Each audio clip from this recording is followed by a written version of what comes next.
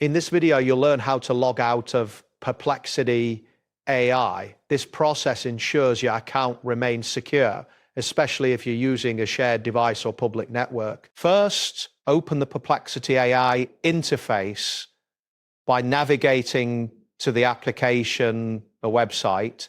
Ensure that the interface has fully loaded before proceeding to the next step. Next, locate the profile icon situated in the bottom left corner of the screen.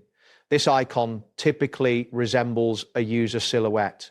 Click on it to access your account settings. After clicking the profile icon, a menu will appear. Scroll down this menu until you find the option labeled Sign Out. It is usually positioned towards the bottom of the list. Click on Sign Out to initiate the logout process. If a confirmation prompt appears, it will ask you to confirm your decision to log out. Once you confirm, the system will process your request.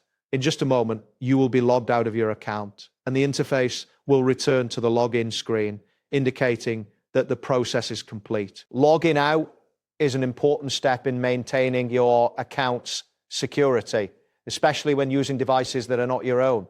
Always ensure you complete this action before leaving a shared computer or public network